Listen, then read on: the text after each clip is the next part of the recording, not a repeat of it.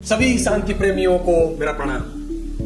मैं इस वीडियो में आपको शांति सिद्धांत के परिचय बताने जा रहा हूं। शांति सिद्धांत मेरे अपने विचार नहीं है, न कि किसी व्यक्ति की एकेडमिक अनुसंधान और अध्ययन से निकला हुआ ज्ञान। जिस तरह न्यूटन ने ग्रेविटी को नहीं बनाया बल्कि पता लगाया, उसी तरह से शांति सिद्धांत प्रकृति और ब्रह्मांड में पहले से ही विद्यमान सिद्धांत है, जिसको ईश्वर की असीम अनुग्रह से हमारे शांति अभियान के श्रद्धेय संस्थापक आदरणीय फादर और मदर मून ने पता लगाया है। उम्मीद करता हूं आप इस सिद्धांत को ध्यान से समझेंगे और अपने जीवन, देश और दुनिया में शांति स्थापना के लिए इस सिद्धांत को सही तरीका से प्रयोग करेंगे। सिद्धांत के बिना अस्तित्व भी संभव नहीं है। यह पूरा ब्रह्मांड भी सिद्धांतों से ही शासित है। एक भवन निर्माण का भी सिद्धांत है, जिसको हम आर्किटेक्चरल इंजीनियरिंग कहते हैं। सड़क और पुल निर्माण का भी सिद्धांत है, जिसको हम सिविल इंजीनियरिंग कहते हैं। इसी तरह से हर एक चीज के निर्माण का सिद्धांत होता है, और अगर किसी भी चीज के निर्माण में सिद्धांत को जरा सा भी नजरअंदाज किया गया तो बहुत बड़े से बड़े दुर्घटना का भी सामना करना पड़ सकता है। आज आप हम सब हवाई जहाज में बैठकर आराम से आसमान में उड़ते हैं। यह कब से संभव हुआ? आपको मालूम ही होगा, यह सिर्फ करीब 120 साल पहले ही संभव हुआ। क्या 120 साल पहले लोगों के मन में उड़ने की इच्छा नहीं आया होगा? इस सृष्टि और पूरे ब्रह्मांड के प्राणी जगत के सर्वश्रेष्ठ प्राणी होते हुए भी छोटे से छोटे पंछी को आकाश में उड़ते हुए देखकर इंसान ने अपने मन में उड़ने का सपना अवश्य ही देखा होगा। लेकिन इंसान तब तक उड़ने में सफल नहीं हुआ जब तक राइट ब्रदर्स ने उड़ने की सिद्धांत यानी कि प्रिंसिपल ऑफ एरोडायनामिक्स पता लगाकर उसको सही तरीका से अप्लाई नहीं किया।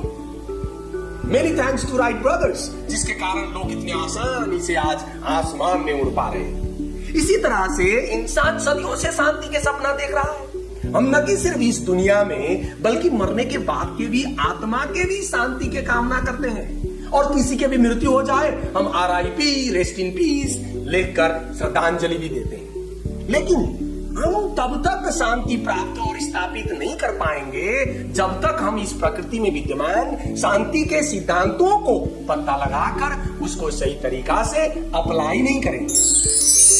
मानव इतिहास के छोटे से लेकर बड़े से बड़े हर एक घटनाएं, चाहे युद्ध ही क्यों ना हो, वो सब इंसान ने अपने जीवन में आने वाले संकटों को और दुर्भाग्यों को दूर करके ज्यादा से ज्यादा खुशी और आनंद प्राप्ति के लिए किए गए संघर्षों का ही परिणाम है। अपवाद के बिना हर एक व्यक्ति दुर्भाग्य को दूर करने और खुशी प्राप्त करने के लिए संघर्षरत है। अब सवाल ये उठता है कि फिर यह खुशी, आनंद कैसे आता है? हम खुशी और आनंद महसूस तब करते हैं जब हमारी इच्छाएं पूरी होती है, लेकिन दुर्भाग्य से हम अभी तक मानव इच्छाओं के संपूर्ण स्वभाव को सही तरीका से समझ नहीं पाए हैं, क्योंकि वर्तमान परिवेश और वातावरण के कारण हमारे मन में सिर्फ अच्छे इच्छा ही नहीं, बहुत बुरे से बुरे इच्छा भी पैदा हो जाता है। जब हमारे अच्छे मन से निकला हुआ अच्छे इच्छा को पूरा करने के लिए काम करते हैं, हम मन में एक लास्टिंग हैप्पीनेस को फील करते हैं। लेकिन उसी तरह ठीक उसके विपरीत जब हम हमारे बुरे मन से निकले हुए बुरे इच्छा को पूरा करने के लिए बुरे काम करते हैं, तो भले ही पल भर के लिए हमें खुशी भी मिले, थोड़ी ही देर बाद हम मन में पछतावा महसूस करते हैं और अंतस चेतना के गहराई में पीड़ा लेकर जीने को मजबूर हो जाते हैं। इस दुनिया के नजर में कोई इंसान क्यों ना कितने महान हो, फिर भी जाने अनजाने में बुराई का दास बनकर जीने को मजबूर है। ऐसे ही हालत में जीने को मजबूर होकर ईसाइयों के महान संत पौल विलाप करते हुए कहते हैं, मैं नहीं जानता मैं क्या कर रहा हूं, क्योंकि मैं जो करना चाहता हूं नहीं करता, बल्कि मुझे वो करना पड़ता है जिसको मैं घृणा करता हूं। इंसान के ऐसे अवस्था एक विरोधाभासी और अंतर विरोधी अवस्था है, और ऐसा रास्ता खुशी, सुख और समृद्धि की ओर नहीं बल्कि विनाश की ओर ले जाता है। ऐसी अवस्था में जीवन जीना वास्तव में मूल्यहीन और अर्थहीन हो जाता है। दुर्भाग्य से कोई भी व्यक्ति ऐसे परिस्थितियों से मुक्त नहीं है। क्या इंसान मूल रूप में ही ऐसे विरोधाभासी अवस्था में जीने के लिए सृष्टि किया गया होगा? बिल्कुल भी नहीं। ये विरोधाभासी अवस्था इंसान का मौलिक अवस्था नहीं, और ऐसे ही अवस्था में हमेशा के लिए रहना भी नहीं चाहिए। अगर इंसान को हमेशा ऐसी अवस्था में रहना होता तो इतिहास के अलग अलग समय में इतने महान और अनेक महापुरुषों ने पूरे अपने जीवन मानव सेवा में समर्पित कर इंसान के अंदर के सारे बुराइयों को मिटाने के लिए इतनी कठिन प्रयास नहीं किए होते। मानव स्वयं के अंतर्मन को भी पूछा जाए तो वो मन कहेगा इंसान को ऐसी विरोधाभासी अवस्था में जीना बिल्कुल भी नहीं चाहिए। मनुष्य के ऐसे गिरा हुआ अवस्था को अलग अलग धर्मों ने अलग अलग दृष्टिकोण से बताया है, लेकिन एक बात तो सिद्ध है कि यह मौजूद अवस्था इंसान का मौलिक अवस्था नहीं है और इससे मुक्त होना अति आवश्यक है।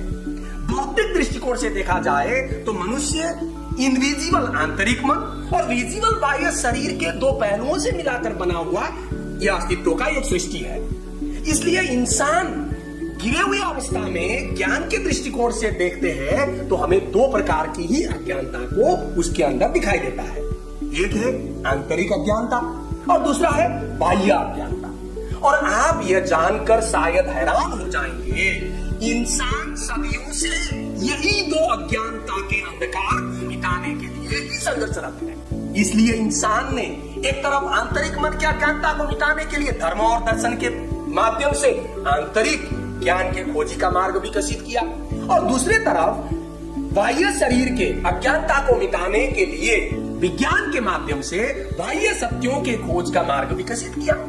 लेकिन मानवीय अज्ञानता के दो पहलुओं को मिटाकर इंसान के ही अनंत खुशी के लिए विकसित ये दो ज्ञान के खोज का मार्ग विकास के मार्ग क्रम में आगे बढ़ते हुए स्वयं एक आपस का विरोध और आलोचना करने लगे और आज भी अलग अलग मार्ग में ही चलने को मजबूर है।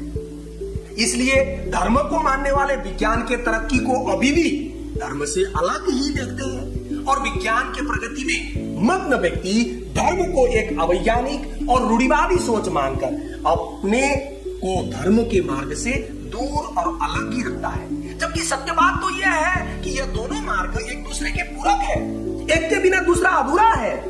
इसलिए महान वैज्ञानिक अल्बर्ट आइंस्टाइन भी कहते हैं कि धर्म रहित विज्ञान लंगड़ा है और विज्ञान रहित धर्म अंधा।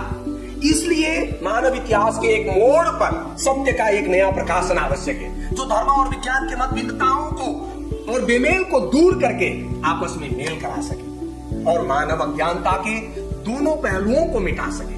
साथ में ये नए सत्य को धर्म द्वारा अपनाए गए आंतरिक सत्य और विज्ञान द्वारा खोजे गए बाहरी सत्य को जोड़कर ज्ञान के दो पहलुओं को एकीकृत करने में सक्षम होना होगा।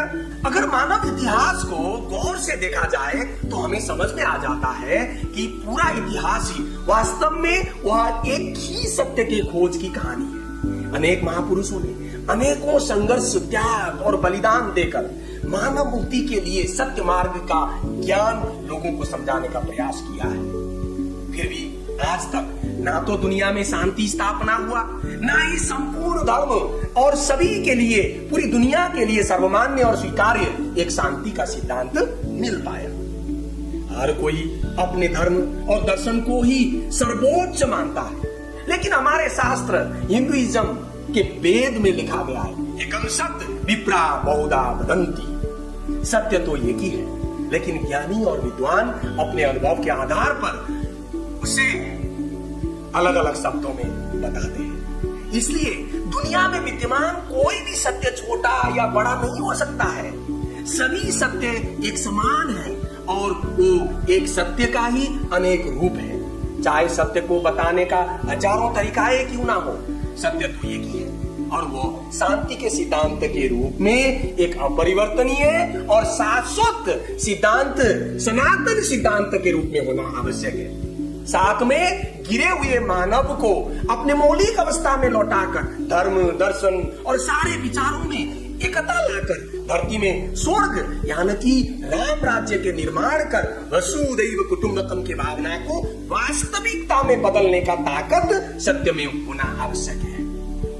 यह हमारे गौरव की बात है कि इतिहास के इस मोड़ में आकर मानव मुक्ति और विश्व शांति की स्थापना के लिए एक छोटा सा देश कोरिया में जन्म लेकर फादर और मदर मून ने अकल्पनीय दुख, कष्ट और पीड़ा सहकर शांति सिद्धांतों को पता लगाया है, जो आज एक नया सत्य के रूप में हम सबके समक्ष पहुंचा है। यह महान सत्य को हम 3 भाग में समझते हैं। पहला भाग है आदर्श का, जिसमें हम व्यक्ति, परिवार, देश और दुनिया का मूल स्वरूप कैसा होना चाहिए वो सीखते हैं। दूसरा भाग है वास्तविकता, रियलिटी का, जिसमें हम आज के दुनिया में विद्यमान मानवीय कष्ट, पीड़ा और शोक और सारी बुराइयों का उत्पत्ति का मूल कारण को जान लेते हैं।